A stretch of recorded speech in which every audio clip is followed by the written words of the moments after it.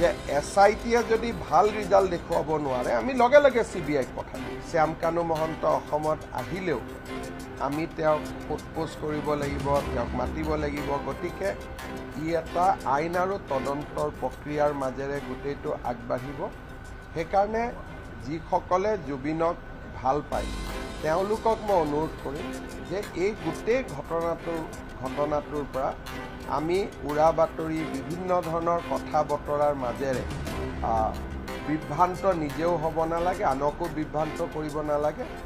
অসম চৰকাৰৰ ওপৰত বিশ্বাস ৰাখক, SITয়ে ভাল কৰি তদন্ত কৰিব আৰু SIT যদি ক'ৰবাত ব্যৰ্থ হয় আমি CBIলৈকে হ'লেও পঠিয়াম। গতিকে আমাৰ দৃষ্টিভংগী স্পষ্ট যে আমি সিদিনাখন কি ঘটনা হৈছিল তাক আমি বিচাৰি উলিয়াম আৰু তাৰ ক্ষেত্ৰত আমি আপোচ নকৰোঁ। কিন্তু উৰা বাতৰি বা বিভিন্ন ধৰণৰ বিভ্ৰান্তিকৰ বাতৰিয়ে সকলোকে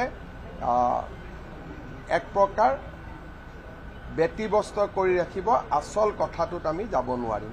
সেইকাৰণে মই ভাবোঁ যে আমি সকলোৱে কিছুদিন SITক সহযোগ কৰা উচিত আৰু যেতিয়া আমি সকলোৱে অনুভৱ কৰিম যে SITয়ে ভাল কাম কৰিব পৰা নাই তেতিয়া আমি CBIলৈকেও পঠিয়াব পাৰিম। সেইকাৰণে আমি অত্যন্ত ধৈৰ্যৰে সৈতে অপেক্ষা কৰিব লাগে।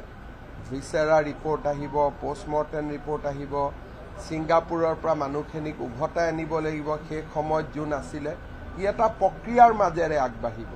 কিন্তু যদি কোনোবাই কয় ইনষ্টেণ্ট জাষ্টিচ লাগিব তেতিয়াহ'লেতো কোৰ্টত আমি ফেইল হৈ যাম, কাৰণ আদালতেতো আৱেগটো নুবুজিব, আদালতে পইণ্ট টু পইণ্ট উত্তৰ বিচাৰিব।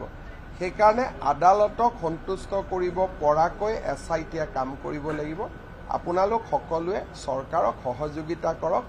আমি সকলো জুবিন অনুৰাগী, কোনো বেছি নহয় কোনো কম নহয়। সেইকাৰণে আমাক এটা নিৰ্দিষ্ট গতিত আগবাঢ়ি যাবলৈ সহায় কৰক আপোনালোকে। তেনেকৈ যদি আপোনালোকে ব্যক্তিৰ নাম অসমৰ মুখ্যমন্ত্ৰীক সুধিব আৰম্ভ কৰে তেতিয়াহ'লে মোৰ কাৰণে দিগদাৰী হৈ যাব। শেখৰ গোস্বামী, সন্দীপন গাৰ্গ, সঞ্জীৱ নাৰায়ণ, নিশিতা গোস্বামী, অমৃতপ্ৰভা মহন্ত, বহুতজনৰ নাম ওলাই আছে। সকলোকে এজন এজনকৈ মাতিব লাগিব। অন্ততঃ 24 ঘণ্টা 48 ঘণ্টা কুৱেশ্যন কৰিব লাগিব। সকলোবিলাক আপোনালোকৰ যিমান প্ৰশ্নৰ উত্তৰ আছে অহা 10-15 দিনত সকলো প্ৰশ্নৰ উত্তৰ পাই যাব। সকলো আহিব লাগিব। ইয়াতখনত যিমান ব্যক্তি আছিলে 15জন যি ব্যক্তি আছিলে গোটেইকেইজন তদন্তৰ আওতাত আহিব লাগিব যিসকল আছে। সেইকাৰণে আপোনালোকে, মই এটাই অনুৰোধ কৰিম যে আপোনালোকে কিবা এটা ব্ৰেকিং নিউজৰ অপেক্ষাত নাথাকিব। এটা নিৰ্দিষ্ট সময় দিয়ক আমি যাতে কামটো কৰি উলিয়াব পাৰোঁ। আৰু মই এইটোও প্ৰতিশ্ৰুতি দিছোঁ যে SITয়ে যদি ভাল ৰিজাল্ট দেখুৱাব নোৱাৰে আমি লগে লগে CBIক পঠাই দিম।